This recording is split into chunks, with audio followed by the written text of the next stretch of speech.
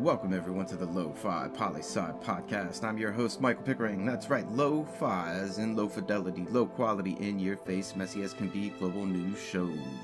And today we're starting something so fresh, so clean. Oh yes, I know lame as can be, but you know what? So be it.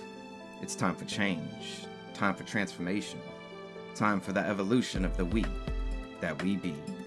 Please stand by for the following public service announcement. Good evening, Lo-Fi listeners. We bring you this public service announcement to inform you of the discontinuing of Messy Monday, to be replaced with a little bit of Pickering Unplugged. From now on Mondays, you'll get me as I am.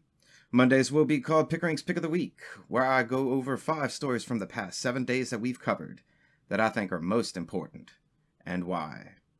Oh, and there's no time limit on this. Pickering Unplugged goes until it's gotten. Simple as that. And if you think this is all a bunch of bull, well, you're not wrong. But you can only truly know that if you listen to the show.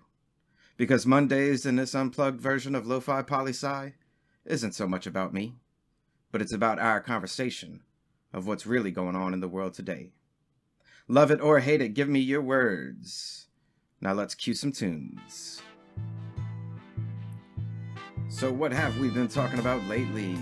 Well, my picks of the week are Belarus, Thailand, Nigeria, Armenia, Azerbaijan, and Mauritius. But let's start with Belarus. Things are getting hot, people. Workers and students have combined forces to start not just mass protest, like what's been going on the past 3 months, but what looks to be the beginning of mass strikes. And by mass strikes, I mean people stopping working, stopping going to school, stopping everything. Mass strikes means shutting down the country. And this is massive. If the people of Belarus are able to cause a nationwide strike that causes the entire country to come to a screeching halt, then that'll leave President Lukashenko with 2 options. 1, he can resign and let democratic elections take place. Or 2, use the full force of the military and the police to crack down on all dissent. Either way, if the opposition is successful in their efforts, this situation that has been going on for 3 months in Belarus could most definitely be coming to an end. But that is truly a matter of the people and how powerful their movement is. Let me know if you think they have what it takes to do this. But wrapping it together, why is this important? Important enough to make my top 5. This story has major implications for the destabilization of the region. It has implications for Russia extending their power, implications for NATO being tested, implications for the nuclear treaties being worked out right now at the moment. Like, for real, with everything going on in the world, this story is connected through the root system that connects all countries. Mess with some of those roots, you mess with the entire system. But now let's go over to Thailand and see what's up there. So Thai protesters for democracy have taken to the streets again, this time marching on the German embassy in Thailand, wanting the German government to look into the Thai king's affair in Germany, because the king of Thailand spends most of his time in Germany for one reason or another. There were estimated 5,000 to 10,000 people out there today and this weekend. And a quick side note about protest size and estimations. I know people are always asking, how can you really know how many people are at a protest and have any kind of accuracy to it? So there are mathematical ways to calculate this, and they're pretty accurate, especially if you have aerial pictures of the places occupied by protesters. There's computer software that can calculate how many people can fit in a given area, and then depending on the density of the crowd, and voila, you have the protest size.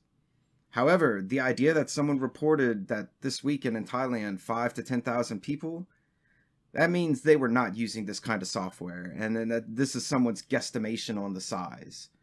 So far less accurate. Anyway, sidetrack. So why does Thailand protest keep popping up on Lofi Poli Sci? Why do we keep talking about it? Well, frankly, there's a few reasons why this story makes my top 5 today. One is that Thailand represents an important link in the Southeast Asian economy.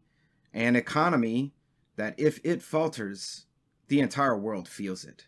The 1996 Asian financial crash can tell you a lot more about this, people. Take a look. Another one? Thailand just got back to democratic elections last year, after being controlled by a military junta for 5 years. But if these protesters push hard enough, without enough support, the now Prime Minister, who was the general and leader of that military coup in 2016, could easily order another coup and cement his place as leader of the country, without any little bit of democracy left there. This would crush pro-democracy movements there, and potentially in the entire region. Now, on the flip side, if the protesters really get a massive people's power movement and topple the government, which is only really a pretend democracy because, remember, the leader of the military is the current prime minister. He just so happened to get elected prime minister? We think not. But if the protesters are able to topple that government, this could send a massive shockwave to authoritarian and horrible governments across the region. In other words, if you remember the Arab Spring, if the protesters in Thailand win, we could see an Asian Spring, and that would affect all of us. But now let's go to Nigeria. So there's been a lot going on in Nigeria with protests against police brutality. There's been even more police brutality, protesters being shot by police, other people hijacking the protest and attacking police, government buildings and prisons getting attacked, and people being broken out. And that's really just scratching the surface of what's going on in the country. Don't forget, Boko Haram's terrorist insurgency still controls much of the northern territory. Plus, development in the country is still a major issue, even though Nigeria has the largest economy of any African country. There's just so much going on, and it's all connected. So why does Nigeria and what's happening there make it into my top 5 list? Well, straight up, Nigeria has a long history of military coups taking place, around 10 since the 1960s, and since the country gained its independence from decolonization. Its last one just ended in 1999. In the 21 years since, democracy has returned to Nigeria for sure, but it's extremely unstable, and not like democracy that you would compare to like Sweden, Norway, or Finland. No, there's a lot of issues that are making the country look more authoritarian than it is like a democracy these days. So if this political instability that's going on now continues, and the military decides to make a power grab for the 10th or 11th time, this is a major signal to all leaders of all countries in the region. It's a signal that says, if that country doesn't have to stay a democracy, then our country doesn't have to stay a democracy either. You see, it can start a chain reaction of events that leads to leaders in all neighboring countries to start taking away people's rights. Because at that point, their neighbors aren't going to criticize them, because they're doing the same thing. So just as if Thailand is successful in overthrowing their government, and that could lead to an Asian Spring, a Nigerian military coup could lead to an African winter.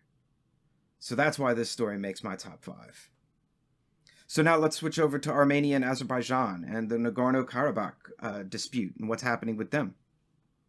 And with this one, I don't need to take much time at all, really, to tell you why this conflict is important and makes my top 5 of the week. Peace talks and agreements were made in Russia between Armenia and Azerbaijan. Those peace agreements were broken, and fighting continued. The two countries tried to have peace agreements and peace talks in the US, and it seemed like they were fruitful, and yet fighting is continuing now.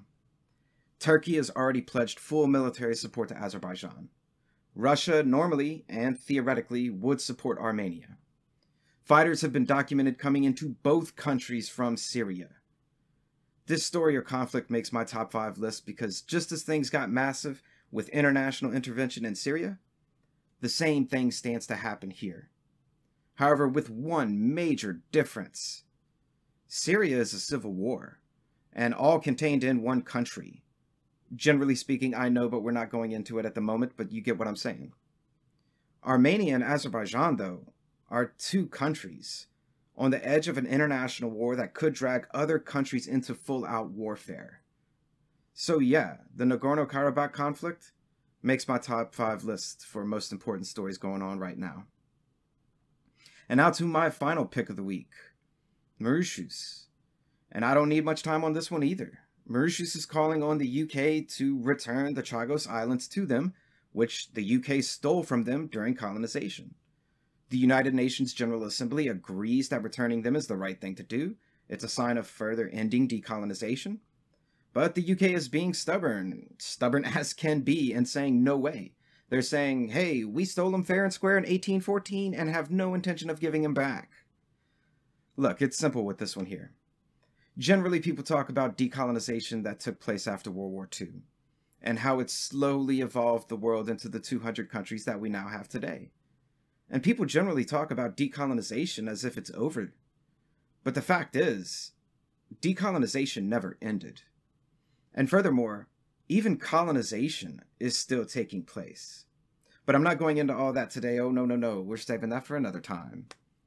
But to close us out, though, decolonization as a period of human history only truly ends when all peoples of the world are free and have the ability of self-determination. Until then, much of the world and the people residing in it are still colonized. And that's why Mauritius makes my top 5 stories of the week. Because what's going on there represents what's still going on in a lot of places around the world. And most people ignore it. But not us. Oh, no. We discuss it. We shine a light on it. And we say, wake up, everybody. There is still much work to be done. So let's get out there this week, Lo-Fi Nation. And let's get some work done. And that, my friends, is Pickering Unplugged. Stay tuned for tomorrow's episode of Top 10 Countries with Tallest Trees. And yes, I'm serious, tallest trees. And Lo-Fi Nation, always remember that Lofi Poli Sci really isn't just about me. It's about the we that we be. Pickering, signing off.